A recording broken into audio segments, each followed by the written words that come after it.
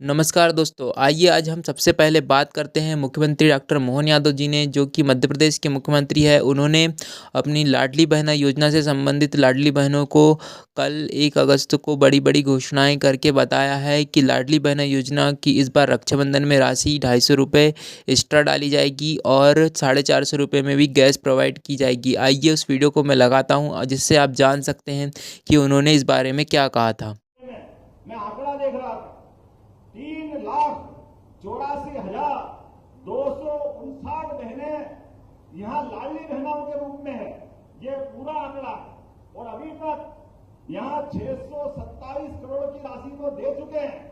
लेकिन आज इस योजना के बाद 10 तारीख के दिन एक साथ 1250 तो पहले है ही, 250 और जोड़ करके एक सिंगल क्लिक से 1500 रुपये सबके खाते में आने वाले हैं। या आप सबको अभी से मैं इसकी बधाई देना चाहूंगा।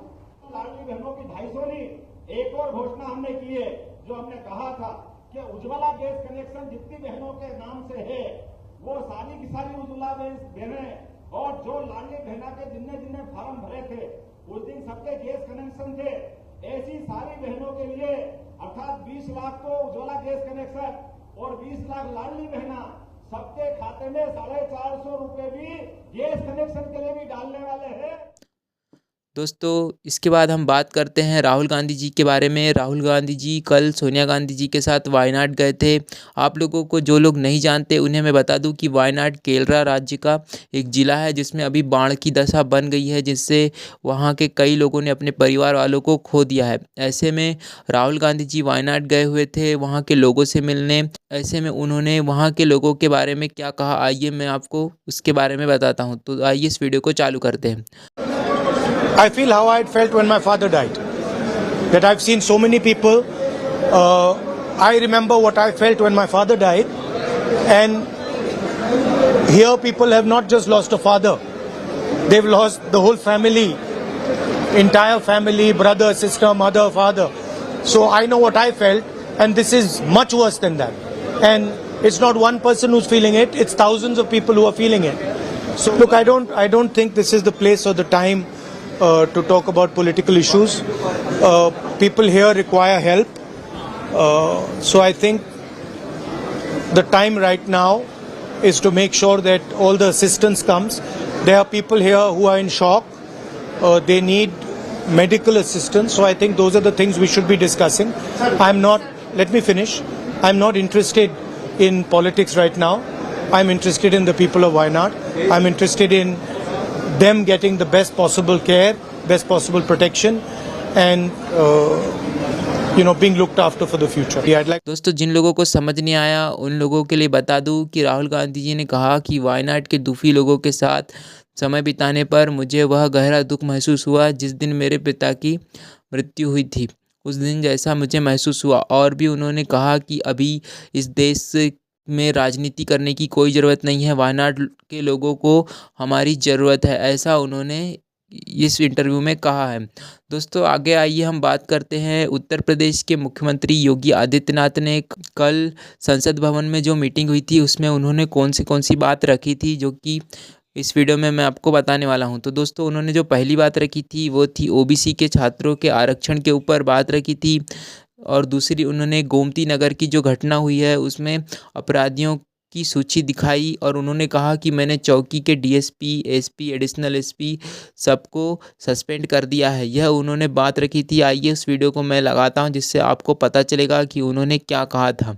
आपके समय ओबीसी के जितने छात्रों की, समाजवादी पार्टी के समय जितने भी नियुक्तियां हुई हैं, 27% भी उसमें आरक्षण नहीं मिला है। 27% भी, किसी भी नौकरी को आप उठा करके देख लीजिए, मैं दावे के साथ कहता हूं 27% भी ओबीसी के छात्रों को नौकरी नहीं मिली। पिक एंड चूज होता था। क्या ये सच नहीं? याद रखना, हमारी सरकार में मैंने लोक सेवा आयोग के आंकड़े आपको दिए हैं और मैं फिर दावा ठोक करके बोलता हूं, 27% नहीं, हमारी सरकार में जो तैनाती हुई, नियुक्तियां हुई हैं, किसी भी पद पर हुई हैं, एससी, एसटी, ओबीसी कि अगर आप नियुक्तियों की बात करते हैं, मैं कहता हूं ये 50% नहीं, 60% से नियुक्तियां प्रदेश के अंदर हुई हैं। 60% से अधिक नियुक्तियां हर एक स्तर पर हमने किए हैं और ये सुनिश्चित किया है एक प्रदेश के किसी नौजवान के साथ धोखा नहीं होना चाहिए। धोखा कोई करेगा उसकी नौकरी को उसी दिन हम लोग लेने का काम करते हैं। जेल के अंदर पूरी निर्ममता के साथ उसको ठूसने में भी कोई कोताही नहीं बरतते। कल की जो गोमती नगर की घटना है, उस घटना में भी हम लोगों ने जवाबदेही तय की है। उसके अपराधियों की सूची भी मेरे पास आई है। ये अपराधी हैं, पहला अपराधी है पवन यादव, दूसरा अपराधी मोहम्मद अरबाज। ये सद्भावना वाले लोग हैं, यानी सद्भावना, अब इनके लिए सद्भावना ट्रेन चलाएंगे, इनके लिए बुलेट ट्रेन चलेगी, चिंता मत करो। और उस बुलेट ट्रेन की तैयारी की जा रही है। और इसीलिए महिला सुरक्षा हमारे लिए सर्वोच्च महत्व रखता है।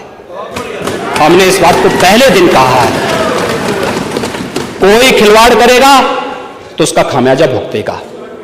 हम लोगों ने इस बारे में हम लोगों ने आश्वस्त किया एक एक बेटी को, एक एक बहन को हम लोगों ने इस बात के लिए आश्वस्त किया है।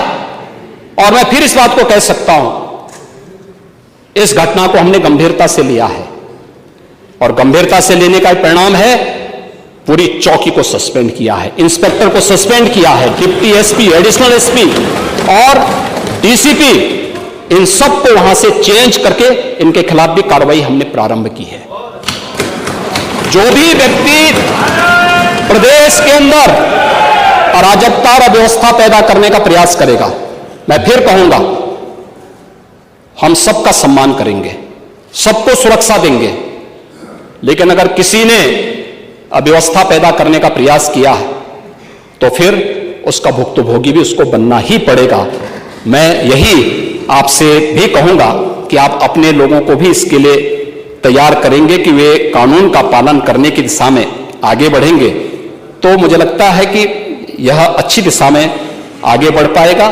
दोस्तों, उम्मीद करता हूँ आपको समस्त जानकारी समझ आ गई होगी। तो प्लीज़ वीडियो को लाइक करें और चैनल को सब्सक्राइब करें ताकि आप इसी तरह की पॉलिटिकल न्यूज़ हमारे चैनल में प्राप्त कर सकते हैं। चलिए दोस्तों, मिलता हूँ नेक्स्ट वीडियो में, तब तक के लिए बाय। Thanks for watching.